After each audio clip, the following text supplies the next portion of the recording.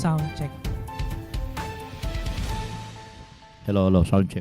Ayan, sound check, sound check.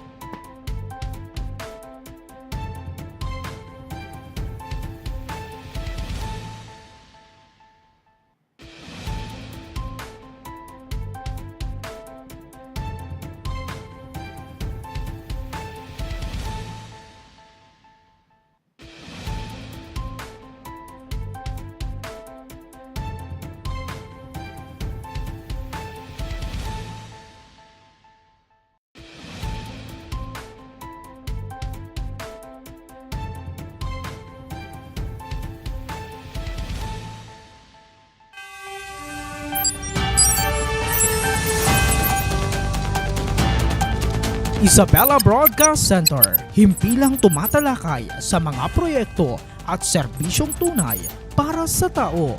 Hatid ang mga programang nag-uugnay sa bawat Isabelenyo saan mang panig ng mundo.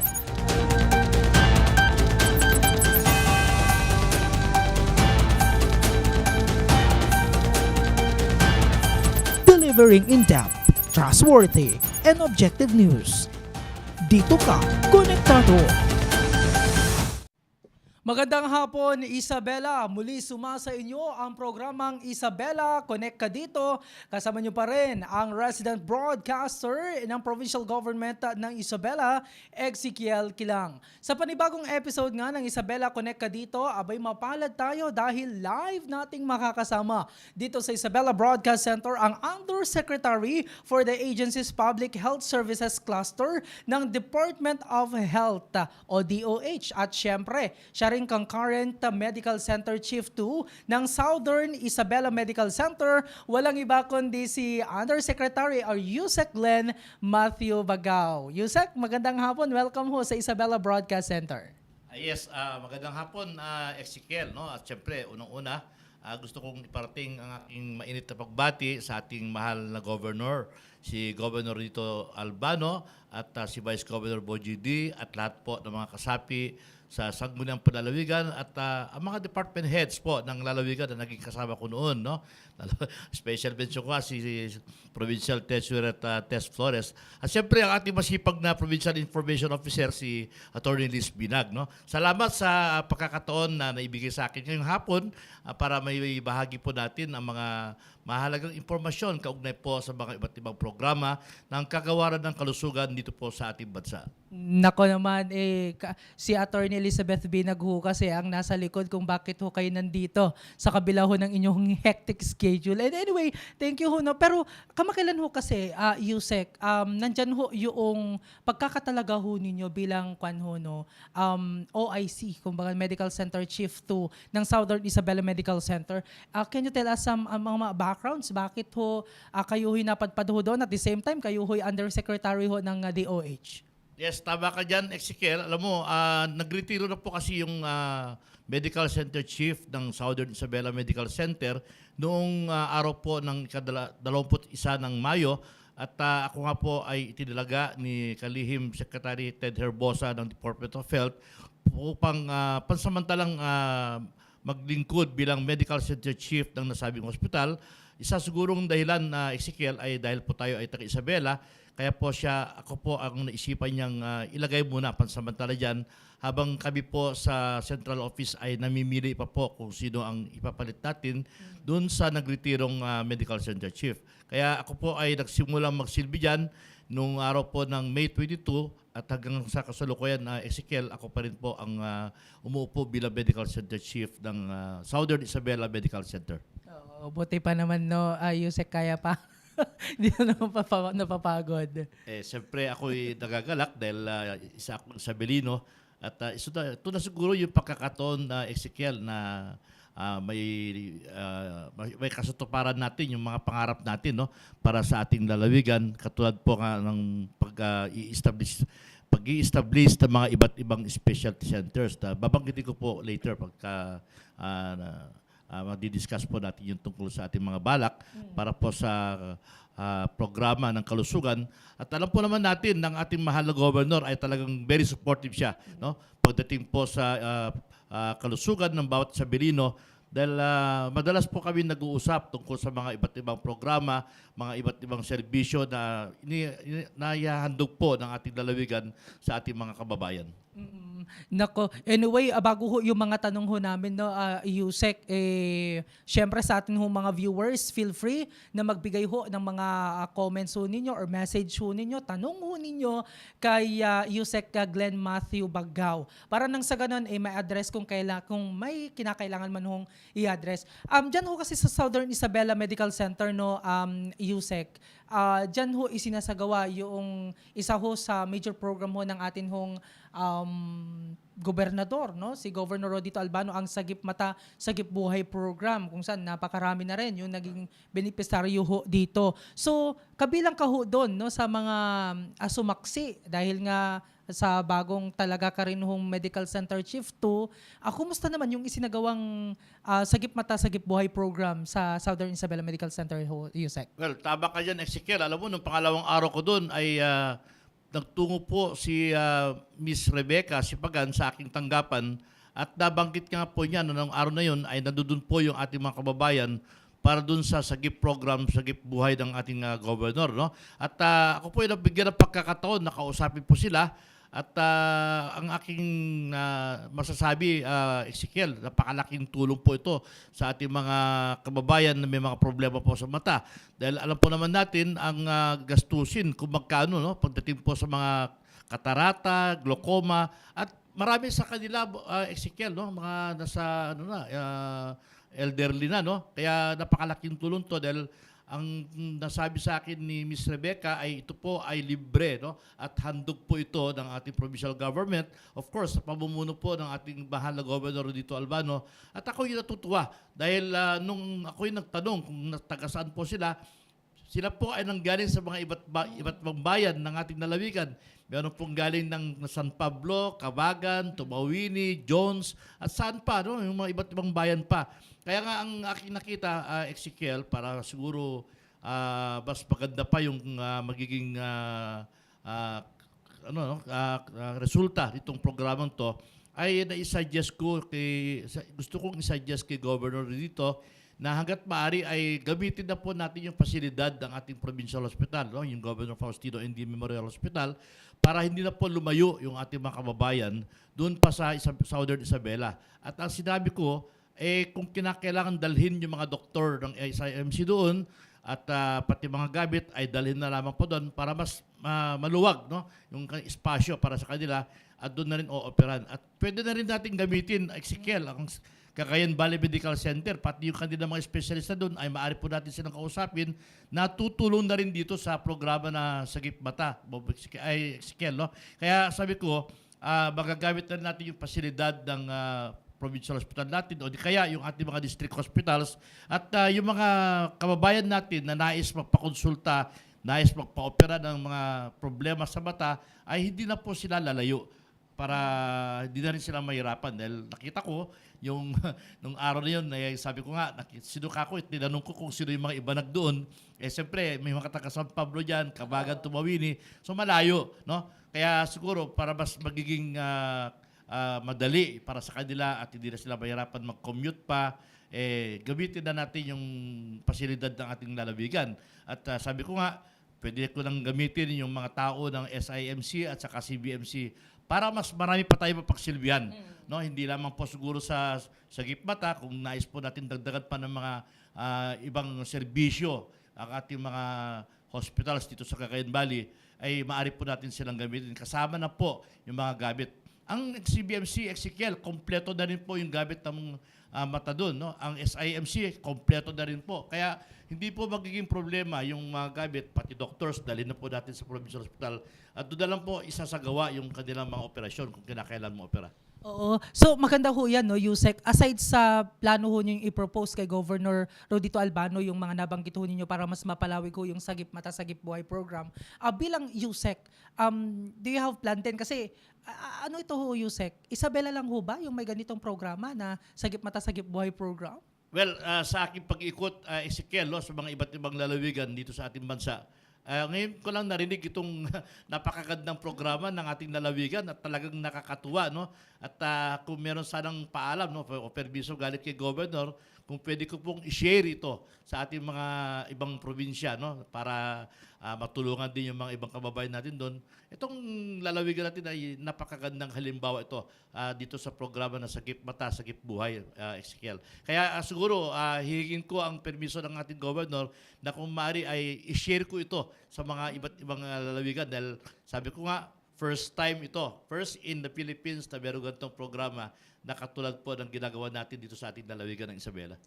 Pero Yusek, when it comes sa ganun, no, kaso, yung mga sakit sa mata, gaano ba kadalas, no? How frequent ba yung may mga naitatalang mga ganito during sa inyong paglilibot sa iba't ibang mga lugar dito sa Pilipinas? Ay marami talaga, Ezekiel. Alam mo, ang glaucoma at saka katarata, madalas ito sa mga matatanda, no? And then may mga bata din na yung tinatawag natin na may mga katarata na, may glaucoma, bata pa yan, no? Meron pa nga pinapanganak na bulag. Pero siguro sa pamamagitan po ng programa ng Sagip Mata ay matutulungan natin sila. At nung araw na yan, nakita ko yung mga kababayan natin sa SIMC, halos nasa mga senior citizen, yung nandun. No? At talagang sila ay tuwang-tuwa. Makikita ko yung saya sa kanilang mukha dahil natitikman nila, nararamdaman nila yung pagmamahal ng ating Governor Rodito Albano sa kanila dahil ito nga, libreng-libre, no? So, libre ang sasakyan, libre ang operasyon, libre ang gamot. So, napakaganda talaga. It's one of a kind in the Philippines talaga ito. It's only in Isabela. Kumbaga. Well, anyway, Yusek, ang ganda ho ng track record ho ninyo bilang, syempre, kayo ho'y dating CVMC chief, no? At alam naman ho natin yung expert ho ninyo doon ang pangunahing reason o rason sa inyong promotion as Undersecretary for the agency's Public Health Services Cluster. At kami po dito, no, sa Isabela ay, sabi nga ho natin, proud dahil nabiyayaan ho tayo ng Pangulong Bongbong Marcos ng tulad ho ninyo na isang dekalibreng undersecretary na lalo pang magsusulong sa kalusugan ng mga mamamayan dito ho sa lambak ho ng Cagayan. Yusek, ano pa ho yung mga plano ho ninyo, mga intervention para mas makamtan ho dito ho sa Isabela ang tinatawag ho nating improved and quality healthcare? Yusek. Alam mo, Ezekiel, alam mo naman siguro nung tayo nagkakilala na tayo po ay nagsimulang maging municipal health officer sa bayan ng San Mariano at nagsilbi tayo ng 10 taon doon at nagsilbi tayo bilang chief ng provincial hospital natin ng 10 taon din hanggang sa ako yung napunta ng national, nakita ko talaga yung actual, no, na mga situation ng ating mga kababayan sa iba't ibang sulok ng Pilipinas at talagang kailangan pa rin natin ang improve yung ating mga services, no. Pero sa akin, Ezekiel, hangga't maaari sana bawal magkasakit, no. Kaya kami sa Department of Health ay binibigyan namin ng atensyon ang prevention muna, no. Paano natin ma-prevent yung mga iba't ibang sakit. Kaya in-establish natin ang mga iba't ibang public health unit, hindi lamang sa ating mga RHU, no? Hindi lamang sa ating mga provincial health office, kundi pati na rin ang mga DOH hospitals natin. Meron na silang mga public health unit dyan na sila po ay nagbibigay ng lecture sa ating mga kababayan kung paano ma-prevent, paano maiwasan ang mga iba't ibang sakit at mas mabuti siguro kung hindi ka magkasakit.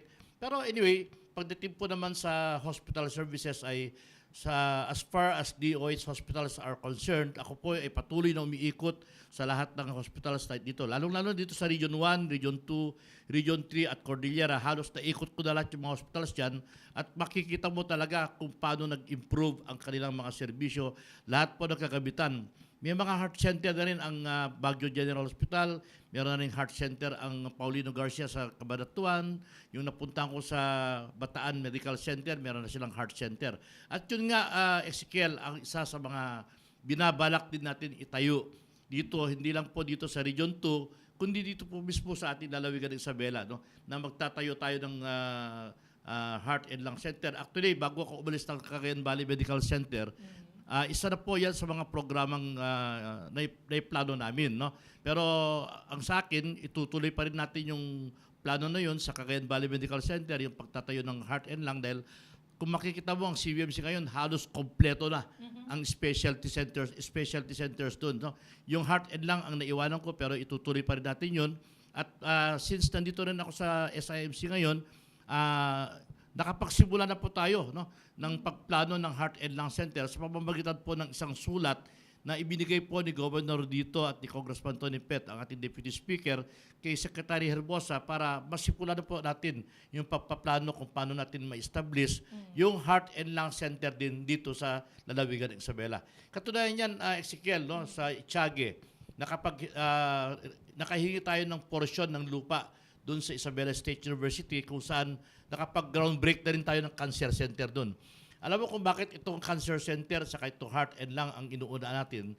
Kung susuriin mo yung datos ng Philippine Statistics Authority, ang number 1, 2, 3 na sakit ng Pilipinas, cause of death, no, is yung number 1, yung sakit sa puso. Pangalawa, yung cancer. Pangatlo, yung stroke. No? So yan yung mga first 3 na cause of death natin sa buong Pilipinas. Kaya nga, ang focus natin ngayon ay makapagpatayo tayo ng Heart and Lung Center dito sa Lalawigan, Isabela at doon sa Cagayan Valley Medical Center. Kaya sabi ko, doon sa Cagayan Valley Medical Center, nakita mo naman, nakapagpatayo tayo ng cancer center doon. Kaya marami nang natulungan ito. Hindi lamang dito sa Lambak ng Cagayan, kundi hanggang sa Ilocos Region, may mga dumarating doon para magpagabot sa cancer center natin.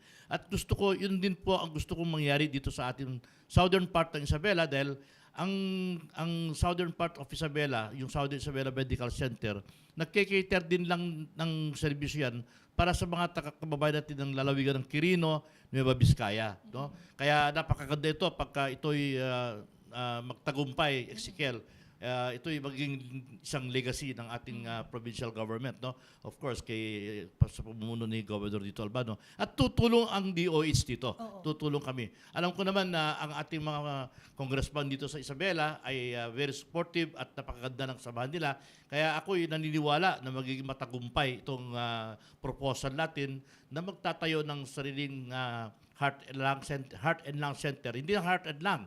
Heart, Lung, and Kidney Center pa. No?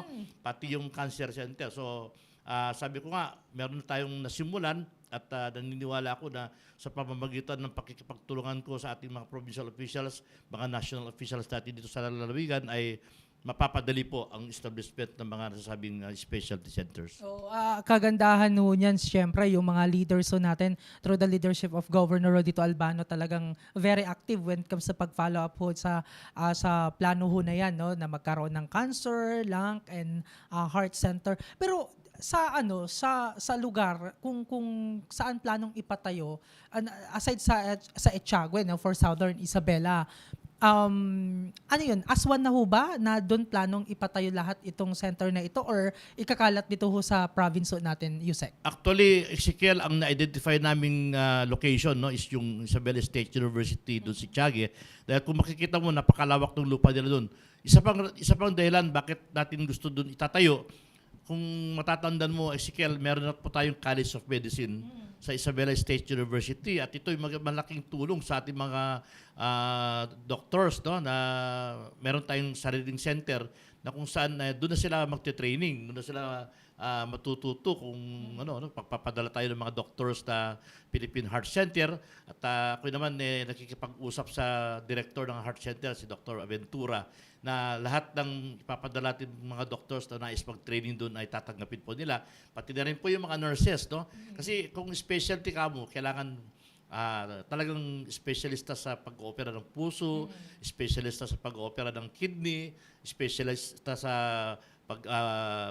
paggagamot ng mga cancer patients natin. So, ganyan po ang gagawin natin na Ezekiel, no? Na hakbang para maikasutuparan natin itong plano natin na makapagpatayo tayo ng sariling specialty centers na aking nabanggit. Oo. Nabanggit ho ninyo kanina, Yusek, no, yung mga sakit ho nito like cancer, yung problema ho sa puso, sa baga. Bilang dating medical center chief, no, ng Cagayan Valley Medical Center, gaano ba karami dito ho as far as a region is concerned? Kumbaga, gaano ba karami? Katulad nga po ng nabanggit ko kanina sa buong Pilipinas, no? Kung Oo. tutusin mo, number 1 cause of death natin, yung sakit sa puso, yung coronary artery disease na tinatawag natin, yung pagbabara ng mga ugat sa ating puso. At And then pangalawa yung cancer, no? Pangatlo yung stroke, to. So kung susumain mo lahat to sa buong Pilipinas, mataas din po ang incidence natin dito sa Region 2. Kaya nga ito na po yung pagkakataon na dapat natin iplano at ikasatuparan itong mga specialty centers na to para sa gayon, alam mo, Ezekiel, malaking tulong kasi ito eh. Opo. Instead na ipadala natin ang mga pasyente sa Maynila, sa Philippine Heart Center, bakit hindi na lang natin gawin ng sarili nating heart center dito sa ating region, no? Kaya nga, ito, magiging doble pa ka eh. Magpapatayo tayo sa Cagayan Valley Medical Center. Doon kasi sa CBMC, may lupa na po doon na naka-reserve para dyan sa center na yan. At sinisimulan na rin po namin ang pag-establish sa pababagitan po ng kanilang medical center chief doon. Nakikipagtulungan tayo sa DOH para maimpisa na rin yun. At ngayon, at nandito ako sa SIMC ngayon, yung tatayo natin separate na para sa SIMC yun. No? So, yun ang gagawin natin. Magpapadala tayo ng mga doctors, mga nurses. Tapos, siyempre, hindi naman na siguro maging problema ang funding nito dahil kasabi ko sa iyo kanina, naniniwala ako ng ating mga congressman sa Kongreso ay mabilis ang pagkakaroon tayo ng pondo para dito sa mga project na to. Pero yung Yusek, yung target na maasimulan kasi parang I heard na may something na groundbreaking na no na isang center. So kailan yung target na umpisan or matapos base sa plan? Meron kasi feasibility yan eh. Meron tayong step by step na gagawin diyan. At least ang first step na nangyari is may sulat na si Governor saka si Congressman Tony Pet kay Secretary. So ito na yung simula, no? Ito na yung simula. And then later on, ipepresent ako sa kanila yung plano at then yung plano ipepresent natin sa Kongreso para sa funding, no? Ito actually yung cancer center sa Itiagi, nag-groundbreak na tayo doon eh. Oh, cancer. Meron na po tayong initial funding doon. So, meron tayong 70 million na pondo niyan. So, magsisimula na yan, construction yan, and then yung mga kulang niya, yun po ang gagawa tayo ng representation sa ating mga legislators para sa additional funding yan. No? Kasi hindi lang naman yung struktura yung pupundan mo dyan, kundi pati na rin yung mga gamit doon, yung mga machine doon. And then, of course, yung pinaka-importante, yung tatao doon, yung mga specialist natin, yung mga nurses natin. So, all of this, maniniwala ko na matutupad po itong pangarap natin na to. Okay. Aside ho dito sa propose ho na ito ng mga centers ho na ito, no, Yusek, balikan ho natin sa Southern Isabela Medical Center. Bilang kayo ho'y kang current ng Medical Center Chief 2, ang dami ho yung nag-aabang kasi they know your performance no sa Cagayan Valley Medical Center. What is your next plan sa SIMC sa ngayon? May mga kinakailangan ho ba kayong baguhin ho doon or dagdagan or something, Yusek? Hindi naman babaguhin, no? Dadagdagan lang natin yung mga serbisyo. Katulad po ng ginawa natin sa CBMC, nung ako po nagsimula doon noong 2017, maraming kulang doon. No? Pero after 7 years, halos kinumpleto natin yung mga specialty centers doon. Kung makikita mo, meron na silang sariling trauma center, meron na silang infectious, nung kasagsagan ng COVID, Ezekiel, na problema kami dahil wala kaming isolation facilities doon. Pero after that, siyempre, hindi natin masasabi, baka magkaroon ulit tayo. Kaya kami ay gumawa ng sarili na naming infectious disease building. No? Meron na rin tayong acute stroke unit doon at kasalukuyan tumatayo yung ating brain and spine center. No? Antakin mo, itong mga specialty centers na yan at kasalukuyan na rin tumatayo yung bagong behavioral medicine. No? Wow. Ang tawag dati ganyan, yung mental hospital kasi tawag nila dati. Pero ngayon, ang tawag dati behavioral medicine building na. No? So, ilan lang ito sa mga ginawa natin doon. Pero ito po siguro pagka magtatagal tayo sa SIMC ay maaring mangyari din to, Ezekiel, no? Kung sakasakali. Pero alam mo, meron na rin akong mga planong ginawa para tingnan natin kung paano natin madagdagan pa ang mga serbisyo ng ating Southern Isabela Medical Center. Finally, kumustahin ko naman, no, Yusek, yung inyong monitoring Luzon, Visayas, Mindanao as Undersecretary for Agencies Public Health Services Cluster. So ano naman yung usually mga na-encounter ho ninyo or parang naipaparating ho sa inyo ng mga concern no, from different mga hospitals? Ganito kasi yan, Ezekiel, alam mo nung una, Undersecretary ako ng Public Health. No? Ngayon, Undersecretary ako ng Universal Healthcare Health Service Cluster Area 1. Meaning to say, ang aking sakop ngayon ay Region 1, Region 2, Region 3 sa Cordillera. So naikot ko na po lahat ng hospitals itong 4 na region, no?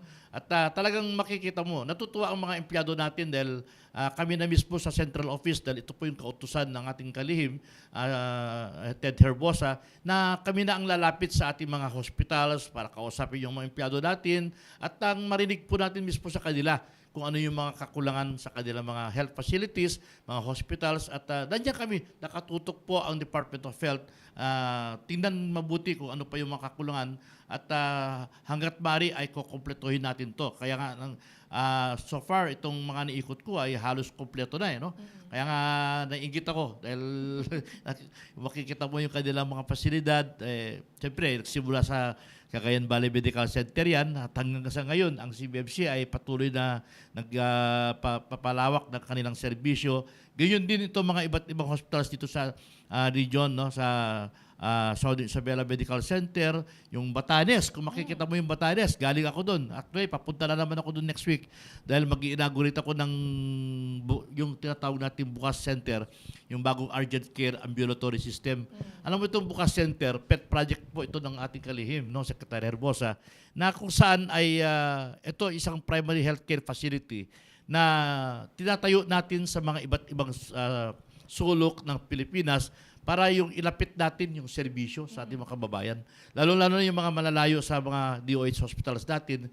So nagtatayo tayo ng mga bukas centers at itong bukas center na yan ay naka-align sa DOH. No? Meaning to say, ang DOH ang tatao doon.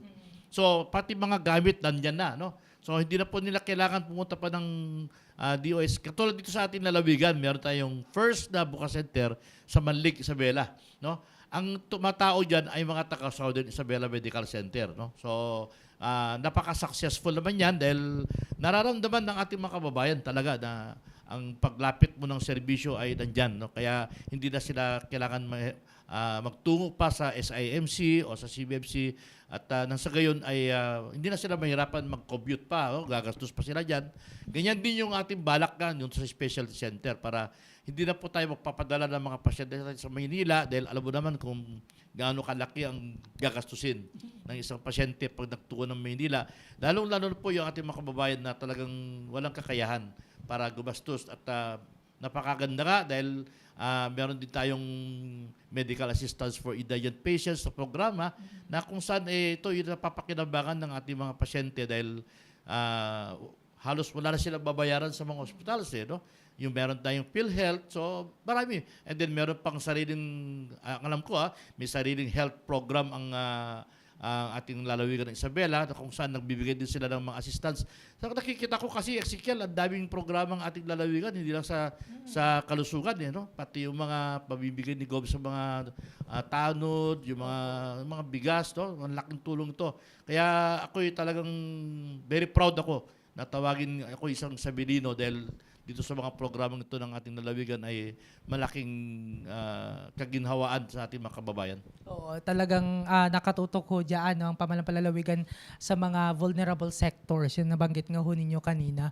Anyway, maraming salamat, no, Yusek Glenn Matthew Bagaw sa kabila ho ng hectic schedule ho ninyo na pagbigyan ho no, yung hiling ho na kayo ho makabisita, no, maging bisita ho namin dito ho sa Isabela Connect ka dito program sa Isabela Broadcast Center. Siguro panghuli na lang, Yusek, may mensahe alam mo, kayo actually, sa... Ezekiel, no? Hindi lang ako umiikot sa mga DOH hospital. No? Saan pa po? Nagpaalam ako kay Gob doon na kung maaari ay ikutin ko din yung mga hospitals ng ating lalawigan. No? Nanggaling na ako sa provincial hospital at tinignan ko rin kung ano yung mga pwedeng itulong ng DOH doon. Nabisita ko na rin yung Itiagi District Hospital at kamakailan lang, nung 2 weeks ago, na nag-surprise visit ako doon sa Kawai District Hospital. Alam mo naman, naggaling din tayo doon, no? Nag-happy tayo doon. At ako yung natutuwa, no? Nakita ko yung pasilidad na maayos at pati yung mga tao doon, sinabihan ko sila na ayusin natin ang ating pakikitungo sa ating mga pasyente dahil wala na pong ibang tatakbuhan ng ating mga kababayan na mahihirap kundi itong mga government hospitals natin. Kaya sabi ko, ayusin natin yung pakikitungo natin sa kanila at siguraduhin natin na yung serbisyong kailangan nila ay maibigay natin ng sapat para matulungan natin sila sa kanilang mga karamdaman. Oo, syempre, speaking of Etiagua District Hospital din, nandyan nakatutok palagi, no, si Dr. Rhoda Jacqueline Egefood. At syempre, yung iba pa nating mga chief of hospital. Anyway, again, finally, no, sir, yung inyong mensahe sa atin mga ka-Isabeleños, dahil syempre, alam ko, proud ho sila dahil isang Isabelenyo, yung undersecretary ho no, ng Department of Health. Mensahe ho ninyo, Yusek. Yes, again, uniulit ko, Ezekiel, ang aking taus-pusong pasasalamat kay Gobro Dito Albano at of course sa imbitasyon po ng ating Provincial Information Officer, si Atty. Liz Binag, sa pagkakataon na mabisita ko kayo dito at maging guest po ninyo dito sa inyong napakagandang TV station. Sabi ko, wala pa ito nung nasa Capitol pala ako, wala pa ito. Pero nung dumating na si Atty. Liz, nagkaroon na ng ganito, no? So napakaganda. Dahil ito po yung pagkakataon na makapagbahagi tayo ng mga impormasyon, mga mahalagang impormasyon kaugnay po sa mga iba't ibang programa ng ating kagawaran ng kalusugan. At ako po again, nagpapasalamat at kahit sa konting panahon, Ezekiel, nabigyan ako ng pagkakataon na makapagbigay kung ano man yung dapat namin maitulong sa lalawigan ng Isabela, ay handa po kami. Anytime, tawagan po ninyo kami at nandiyan po kami 24 hours na tumututok sa ating mga iba't ibang health programs ng ating lalawigan. May mga viewers din ho tayo, no, Yusek, nagpapasalamat ho sa inyo, no, sa inyong pagpunta. At of course, sa inyong mga tinututukan ho sa ngayon. Again, maraming salamat, Undersecretary Glenn Matthew Bagao ng Department of Health. Maraming salamat sa lahat ng tumutok. Abangan ang susunod na episode tuwing Martes at Biyernes sa parehong oras at parehong programa. Huwag din kalimutang i-like at i-follow ang ating Facebook page, Isabela PIO, upang maiwasan ang fake news at manatiling updated sa mga mahalagang impormasyon. Sa ngalan ng aming Provincial Information Officer na si Atty. Elizabeth Binag at ng Isabela Broadcast Team, ako po ang inyong resident broadcaster ng Pamahalang Palalawigan ng Isabela, Ezekiel Kilang, na nagsasabing, etam nga na. Salamat po, Yusek.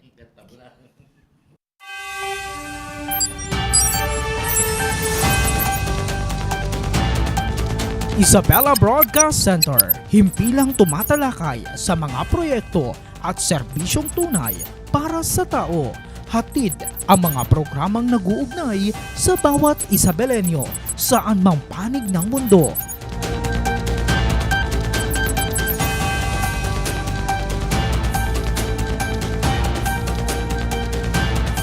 Delivering in-depth, trustworthy, and objective news. Dito ka, konektado.